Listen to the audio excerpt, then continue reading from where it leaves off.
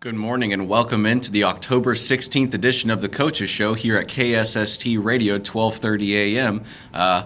We've got a good Coaches Show prepared for you. Coach Greg Owens, head football coach and athletic director, is walking up now, so glad to have him join us. But we've got a good week in review, both with college football today and Wildcat and Lady Cat sports in review this week, so let's get right into the action. So starting with college football, you've got a good number of games at 11 a.m., starting with Texas Longhorns. Texas still reeling a bit from their blowing a 28-7 lead to Oklahoma in Dallas last weekend in the annual Red River Showdown. Tough loss for the Texas Longhorns, no doubt, led by Coach Steve Sarkisian, but they'll look to get the bounce-back win. But it won't be easy when they host the 5-0 undefeated Oklahoma State Cowboys, who come into the game 12 in the nation. Should be a great game. That game will be played at Darrell K. Royal Texas Memorial Stadium in Austin, and that game's set to kick off at 11 a.m. on Fox. So always a great game between those two programs of Texas and Oklahoma State. Another good game to watch at 11 a.m. for Arkansas fans would be Arkansas hosting the University of Auburn. Auburn comes into the game 4-2. Arkansas, the exact same at 4-2, but they are 17 in the nation and looking to get a big win versus Auburn. In years past, Arkansas has struggled to beat the stalwarts of the SEC West, such as Auburn, Alabama, Texas A&M. But Arkansas already got the win versus Texas A&M in Arlington earlier this year, so no doubt they're going to be looking to continue building on that by hopefully getting a win versus Auburn. That game will be at 11 a.m. this morning on CBS. Another SEC matchup to keep your eyes on at 11 a.m. is a very good rivalry game between the LSU Tigers and the Florida Gators. LSU reeling a bit coming into the game 3-3. Coach Ed Orgeron kind of already in the hot seat. We'll see how that materializes later in the season, but he could assuage some of that pressure a bit if he can beat the Florida Gators, who come to Death Valley 4-2 overall and 20 in the nation. So always a good game between those two programs, two great SEC programs in LSU and Florida, and should be another great one at 11 a.m. You can catch that game on ESPN.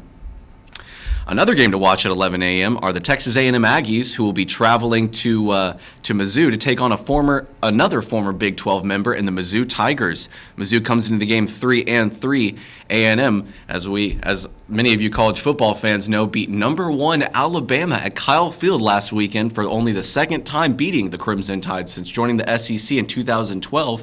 And as many of you college football fans will know, the only other time A&M beat Alabama since joining the SEC was in 2012 when a certain man by the name of Johnny Manziel traveled to Tuscaloosa and beat Nick Saban on his home field. So congratulations to the Texas A&M Aggies for a huge marquee win under Jimbo Fisher. And it looks like the A&M just continues to build on a very solid foundation that the Coach Fisher has built since joining there. A&M comes into the game 4-2 overall, and 21 in the nation after the upset of number 1 Alabama on their home field. And you can catch that game between A&M and Mizzou, two former Big 12 members now in the SEC, at 11 a.m. on the SEC Network. Then a couple more games to keep your eyes on at 2:30 p.m. Good game between the Baylor Bears and the Byu Cougars. Baylor comes into the game 5-1, same with BYU 5-1. Difference is the Cougars come to the game 19 in the nation. BYU already got a pretty good win over Arizona State, led by head coach Herm Edwards, former NFL head coach and NFL player. Used to play for the Philadelphia Eagles way back when. But should be a great game between two 5-1 programs. That game can be caught at 2:30 p.m. on ESPN, and that should be a very good matchup between those two schools. Then 30 minutes after that, Texas Tech will be taking on the Kansas Jayhawks at 3 p.m. Texas Tech comes into the game 4-2, and Matt Wells kind of already, just like I was talking about with Ed Orgeron at LSU, kind of already on the hot seat, but I'm sure they won't be looking to move on from that head coach as he's only in his second year here. Texas Tech comes into the game 4-2, Kansas reeling a bit at 1-4 overall, and Texas Tech looking to get a win in Lawrence, Kansas, to avenge some of the losses they suffered versus Texas and TCU earlier this year. So the Red Raiders favored big over the Kansas Jayhawks, and that game can be caught on ESPN Plus at 3 p.m. Game to watch at 6:30 p.m., and this is the last game I've got time to mention, are the Tcu Horned Frogs, who will be traveling to Norman, Oklahoma tonight to take on the Sooners at 6:30 p.m. Oklahoma, as I mentioned earlier, got a huge come-from-behind victory over Texas last weekend in Dallas, and riding that momentum thanks to quarterback Caleb Williams, and I'm sure they're going to be looking to build on that strong foundation that Williams was able to do last week in Dallas by getting a win over the Tcu Horned Frogs. But it's never an easy game because Coach Gary Patterson always loves to coach up his players in preparation for those marquee games like Texas and Oklahoma. So always a good match between these two teams, and TCU looking to potentially give Oklahoma their first loss on the season as OU comes in the game number 4 in the nation after the comeback win versus the Longhorns. That game can be caught tonight at 6:30 p.m. on primetime on ABC. Then moving over to Wildcat and Lady Cat sports in review. Volleyball had 2 matches this week on Tuesday and Friday. Tuesday, they had their second match on the season versus Marshall in Marshall, and unfortunately for the Lady Cats volleyball team, they fell short in 4 versus the Lady Mavs to drop their district record to 5-4 overall. However, last night they were back at home, and it was good to be back at home because I mentioned Tuesday they were in Marshall, but the Friday before that they were in Texarkana taking on Texas High. So a brutal 2-game road stretch, and Coach Bailey Dorner and program all too happy, I'm sure, to be back in the main gym. And it showed as they were able to host the winless in-district Pine Tree Lady Pirates and swept them in 3 sets. Those set scores were 25-18, 25-10, and 25-14. So moves their district record to 6-4 and keeps them in 4th place. But congratulations to Coach Bailey Dorner and her program for getting the bounce back win. And coming up on Tuesday, the Lady Cats volleyball team will have a bye. So going to enjoy after that brutal 2-game road stretch and then the win over Pine Tree. Going to enjoy taking a little bit of time off before next Friday. And then cross country. On Thursday, they were in Hallsville for their District 15 5A championship, and it went very well as both teams got 4th in Hallsville. Congratulations to Coach Rock Six and his program for continuously improving and continuously building and just having a great season, and can't wait to hear what happens next with them. Tennis as well. Cross country was in their district championship on Thursday, but tennis on Tuesday was in their by-district round of the playoffs, or the first round, and they were in. The game was originally slated to be in Longview at LeTourneau University. Coach Martinez was anticipating some rain, so that had a chance of being moved to Texarkana, but it ended up being played at LeTourneau in Longview. Unfortunately for Coach Tony Martinez and his program, they got bested by White House for at least 2 or 3 years in a row in the playoffs. But Coach Martinez, he couldn't stop gushing about his team, and rightfully so, because he said in years past they struggled to get match wins versus White House. He said 19-0, 19-0 were the last 2 years, but this year they managed to get 4 match wins. So as we saw over previous weeks, and we've discussed with Coach Owens on previous coaches' show, a lot of times in a very tough district, in District 15 5A, they play against powerhouse programs such as Hallsville, Texas High, and Longview, and Coach Tony Martinez and his program were able to get a number of match wins versus programs, whereas in years past they've struggled to get match wins. So I know they wanted to move on to that second round. That's unfortunately the first round has bested them in years past, but congratulations to Coach Tony Martinez for continuously improving this program, and the way he talks about his freshmen and some of his 8th and even younger students, it sounds like the tennis program is in very good hands. Then moving over to middle school football, the middle school football team continues to roll under Coach Eddie Flores. The 8th grade football team, both A and B teams, start the season 5-0. The A team won 26-14 versus the Texas High Tigers at Gerald Prim Stadium on Tuesday. And the B team, again, as well, got the win versus the Tigers, beating Texas High 16-6. So congratulations to Coach Eddie Flores and his program for just continuing to roll through their season, at 5-0. Next up, the middle school Wildcats A and B team will travel to Pine Tree on Tuesday, October 19th to face the Pirates. Action begins at 5:30 p.m. with the B team and follows with the A team at 6:30 p.m. And when we return from a commercial break, we will be joined by Coach Greg Owens, head football coach and athletic director, who will be discussing some of these Wildcat and Lady Cat sports in review and moving over to the Corsicana loss last night. We'll be right back. Welcome back to the Coaches Show here on October 16th, and joining us is head football coach and athletic director here at SSISD, Greg Owens. Coach, do you want to comment on any of the teams in review this week? Yeah, just congratulations to cross country. I mean, they did a fantastic job in competing, and Coach Hicks is always shooting for that next spot. So when you talk to him, we almost had second. We almost, with the guys, almost had third, and they did. And we had one of our best runners just literally exhausted.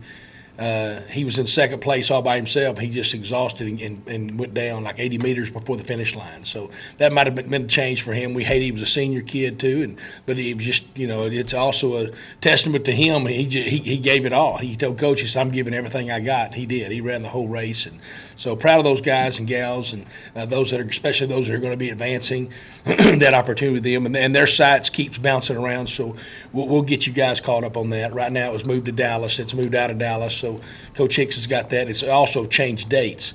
So it's bouncing around a little bit. So we'll get you guys caught up on when they finally settle on the regional site and date. Girls volleyball, great bounce back again for them. Yeah, they're kind of got their backs against the wall right now, and every game counts. And I think Coach Dorner feels that. Although you did mention and off weeks are nice, she found a pickup game on Friday for Tuesday. So the varsity is going to travel to Edgewood at 4:30 on Tuesday. So she doesn't want them to lose any edge or them not to be. She wants them to be in competition. So they're going to do that and pick up a game there and play a talented Edgewood team. So she wants to try to keep them sharp and keep working on those things. And then tennis, super job for them. Those guys getting in the playoffs, getting after it.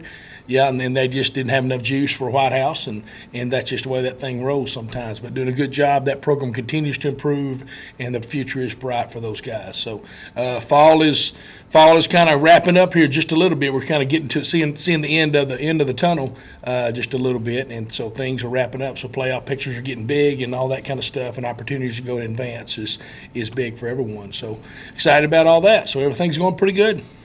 Yeah, I was always interested because, as I was talking about with you last week, I put together a calendar of the whole school year as the schedules come out. Girls basketball schedule was just released, and I always put together the schedules, and I was very surprised. There's a lot of overlap between the sports, but the way that kind of volleyball, football, and just as you were talking about tennis, kind of all wrap up at the same time. You're right. You're 1 second you're involved in 6 different seasons or whatever, and next thing you know, fall sports is wrapped up. Yeah, and you think it gets a little hectic here a little bit, crossover, but when we get to January and February, it really gets a little crazy because you've got 6 or 7 sports crossing over at that point. So, but it's good stuff. It's fun. Kids are involved, and they're active, and that's what it's all about. And then moving over to the unfortunate loss last night in Corsicana, the Wildcats kept it close up until the 4th, holding a 1-possession lead for a majority of the contest. Yeah, I mean, that's just a gut punch. I mean, it's hard. I mean, kids just played their tails off, and I mean, I'm proud of their fight. We got after it, had our opportunities. It's just same old story. Kind of, we had our opportunities and couldn't capitalize, and they made some phenomenal plays there at the end to really overcome and do those things. And early we didn't help ourselves. We turned the ball over on the first possession on the 20 and give them a short field, and I feel the wind just come out of our sails just a little bit with the guys. But the next possession, take the ball and go score with a big hit. So brought our energy back up, and then we had another turnover, which was going to be points on the other end. We turned it over, had a fumble on the other end going in around the 20-yard line. So both of those, those were just 2 really key spots, and that's not the only thing that lost the ball game for us, but those are opportunities that we had that we didn't capitalize on, and we let them capitalize on one of those for sure. So that was tough, but it was a hard deal, and we're joking with the officials before the game about overtime and the new overtime rules, and they're different, and they said, but we don't want to go there. I said, I'm with you. I don't want to go there either, but we went there, and so that was the deal. Where you go in, you score, and it's always that they won the toss on the flip, and you always try to play defense first. That way, what you've got to do on the second, if you get it second. So, nonetheless, we ended up kicking a field goal and come short there, hit a field goal, and it forced them to have to score, and they ended up doing that. So it was a very emotional night. It was a very up and down a little bit, and we felt in control of the ball game most of the night. But then their explosive guys.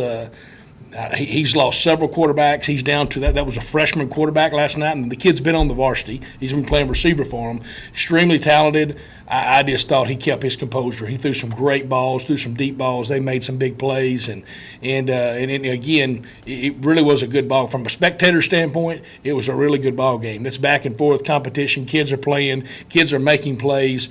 There was a lot of energy there from both sidelines. From those kiddos, and so everybody, it was a good job. We just came up on the wrong end, but I'm proud of our kids. I'm proud of their fight.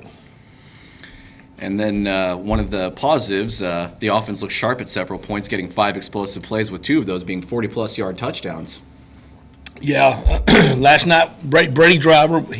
Kind of with quarterbacks, we've still been doing some shuffling stuff. We started him last night, and he was hot. So, but Coach Young's always kind of told him, hey, whoever's hot, we're going to stay with you. So he was pretty much on last night. I mean, he was throwing some balls. He was feeling it, and Weston Fields was a target of a lot of those things. CJ had a big night and catching, also going and catching some tough balls. That was good. It was hard for us. Their defensive front was really good.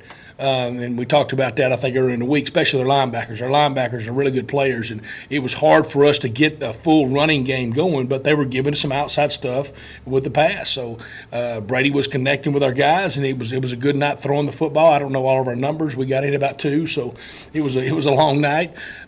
So we're still working on those stats and getting that stuff done. But we couldn't run the ball like we've been doing against some other opponents and just kind of controlling the ball game. So it turned into an aired out a little bit. And they kind of turned the same way. They threw the ball maybe more than they ran the ball last night as well. And they came in as a running team. We talked about that on Wednesday. But again, their freshman quarterback did a great job of performing and throwing the ball. He was smooth with that, and they kind of opened their offense back up a little bit for themselves too. So they're kind of out. But the explosives. We talked last week, 2 weeks ago, somewhere in there. You and I did that.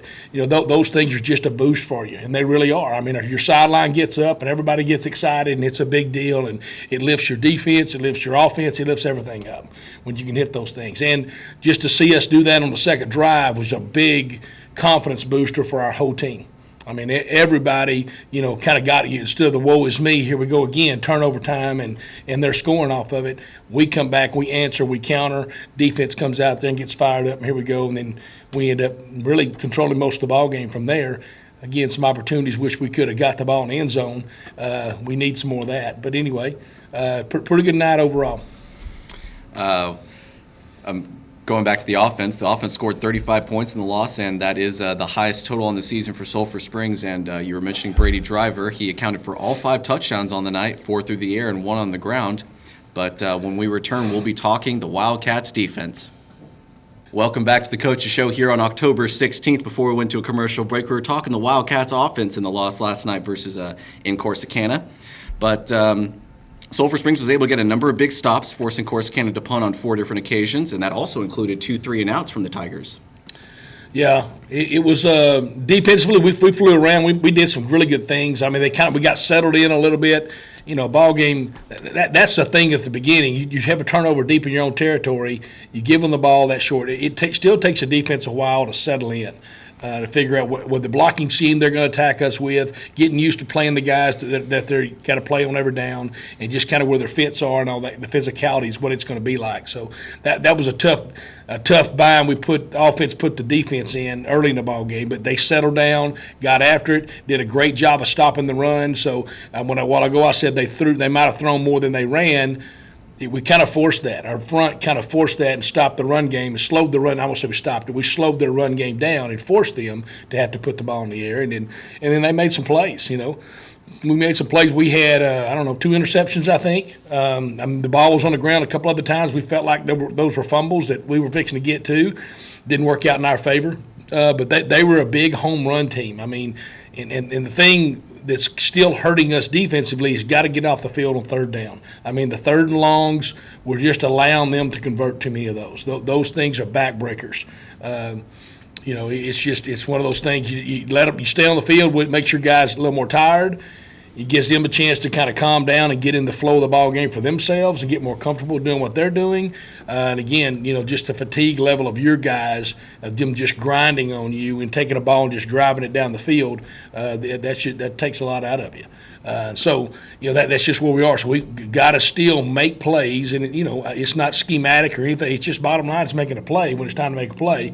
And again, number 19 for those guys, pretty good. So him and 8, I mean, those are two good receivers outside.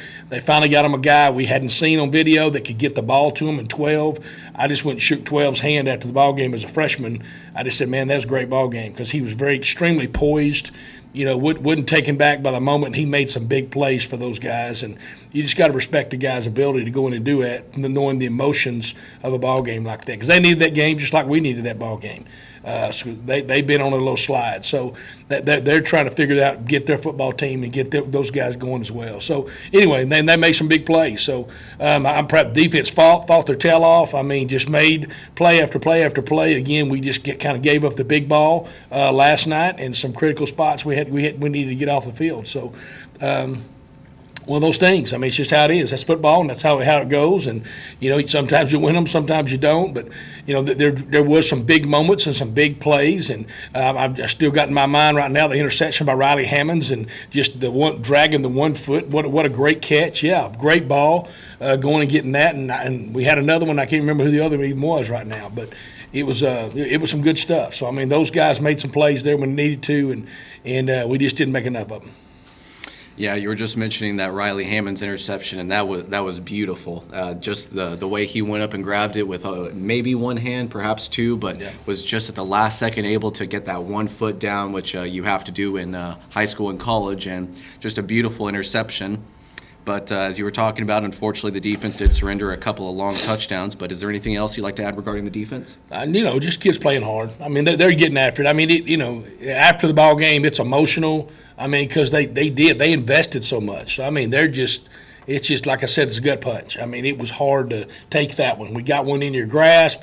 Just can't finally just close the door on the thing. It was just hard. I mean, it's hard on those kiddos. They need a win. We all need a win. We all know that. That kind of a deal. So just some validation of their hard work and what's been going on, you want to see that for them. And they're just discouraged and beat up. So, those kind of things. So we're just trying to keep them pumped up, keep their eyes up, and, hey, keep working to get better. And that we just keep preaching the one play at a time deal. And that's all you can do. I mean, it's really life. So I told them a story the other day. I said, I'm watching all these NFL guys. They're saying the same thing. It doesn't matter what level of competition, you got to play this play. So Jimbo's making a deal the other day talking about his guys, his pregame thing, but his guys the other day, a little clip was, hey, we got to play one play. Don't worry about the next one. You got to play this one as hard as you can. And that's our focus, and that's where I think our guys are doing a great job of, playing this play and being focused on that one. And then with the ball snap, you got to make the play. I mean, that's where it really boils down to. When rubber meets the road, you got to make the play. You got to be focused, locked in, set, and then when the ball snaps, you got to make plays. So we're still struggling a little bit in that area in a few spots, and so we got to get better at that. And when we return from a commercial break, we will move over to next week's match back at Gerald Prim Stadium when the Greenville Lions come to town. We'll be right back. Welcome back to the Coaches Show here on October 16th. Joining us again is Coach Greg Owens, head football coach here at SSISD and athletic director. And before we went to commercial, we were talking about the Wildcats defense and the loss last night versus Corsicana. But let's move over now to the Greenville Lions, who come to Gerald Prim Stadium next Friday at 7:30 p.m. Coach, what can you tell us about the Lions? Well, I've just seen them a couple times on video. They're struggling right now, trying to get a few wins put together. They're just like Greenville always. They've got speed. They've got some guys that can run, some guys that can hurt you. I think they're kind of struggling to get it all together. I'm not sure if turnovers have been part of their issue. I saw some early tape, I think, against a Chapel Hill team, and then I've seen some more recent tape. I know their defense has improved greatly. Their outside linebackers, they're very sound on defense right now, very active, and they get after it. Offensively, they got a quarterback that can run around a little bit. I'm not sure what kind of a passer he is just yet, but they can move. They can run around. They got a running back that can run, so that's kind of going to be the key. Still the key is really, I think, probably in this ball game too, really like the last one, but it turned into an air it out a little bit. But it's controlling the front. We got to control their offensive line. Our defensive front's got to control their guys, and so our front seven's got to take care of business up there. If we can do that, then it ought to be. We can force them into some things. Hopefully, force them into some bad throws and that kind of stuff. But we got to again go back to our focus defensively. Is we got to be able to get off the field on third down. We got to get more 3 and outs. Give us an opportunity to get off the field. And again, offensively, I thought this week we were more consistent. And so I think consistency, the same thing, playing with confidence. So we got some confidence in that ball game last night, and so doing those kind of things, hitting the big balls, those things are big for us. But being more consistent, and up front, we'll see again. It's another challenge because I think their front's pretty good, and so our offensive line will have their hands full, not turning guys loose in our backfield and kind of getting on them. I don't know that we can just push them around. But we do have 2 slick little running backs that can find creases and gaps and all that stuff, and with JJ and Malachi. So really, we just got to get bodies on bodies up there and shield guys, and that they find creases really well. So do those things. You just continue to attack, continue to go get after them. With us in Greenville, I mean, it's kind of I don't know if you say we got a rivalry. Right now, probably that's the closest thing. If anybody you kind of pick, in my mind, because the last several years it's been playoff implications for both of us. One, you win, you're in. I mean, last year it was with the COVID stuff. The winner of our ball game went to the playoffs.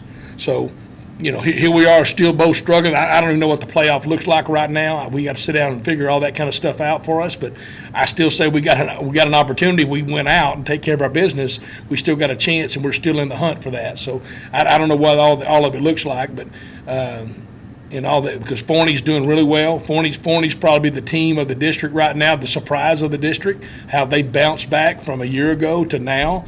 And it's not that they're necessarily overly talented, that they're just doing a great job right now of just playing great defense. Each coach I talked to, Coach Watson last night, same thing. They're guys, they don't make mistakes. They don't give up big plays. They keep everything in front of them, do a great job of rallying to the ball. So our hands are full with those guys when we get to that point. So last night they got after Greenville pretty good. So I'm anxious to see what that tape's about and go get it. So it's a big ball game for us. I'm going to miss somebody's name, but we'll send an email out to you guys. But this week's our Hall of Honor, week 2. So I'm not saying this is the Hall of Honor game, but we're going to present these guys at this ball game. There's a ceremony that's before.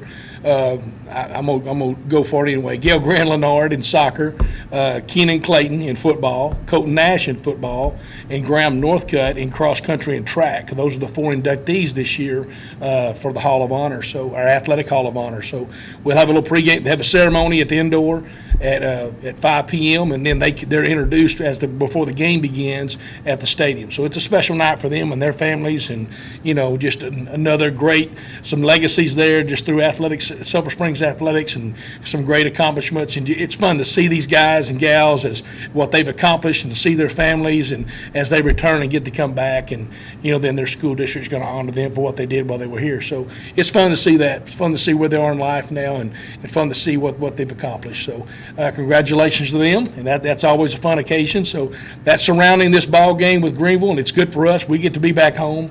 That's probably one of my least favorite places to play is Greenville. Coach Duke will appreciate that. But anyway, they're in Marshall. I mean, those 2 places, I don't know. That just kind of a weird places for us to play. But anyway, we're glad to be back home. We'll have that. We'll get them ready. We'll get them geared up. We'll be ready to go and see what happens. So they'll be fired up. I mean, because there is a little that rivalry there, and a lot of our kids know their kids. So there's a lot of talking and stuff going on between them during the week. So we'll kind of squelch some of that and get ready for the ball game. Anything else like to add, Coach? I think so. Appreciate everybody's support and getting after it, and continue to pick up our kids and encourage our kiddos. And, yes, we don't have many wins right now, but, hey, they're playing their tail off. They're working. So I don't want their identity to be in the wins and losses, because they're great young people and they're doing a fantastic job. So we just need to keep all that in perspective for them. And that'll do it for us here at KSST Radio on the October 16th edition of the Coaches Show. Thanks as always for Coach Greg Owens, head football coach and athletic director here at SSISD, for joining us. But that'll do it for us here at KSST Radio. With your interviewer, I'm Ross Levinsky. Shooting video for us as always is Doug Haston. And station manager making everything you hear possible is James Terry. That'll do it for us. See y'all next time.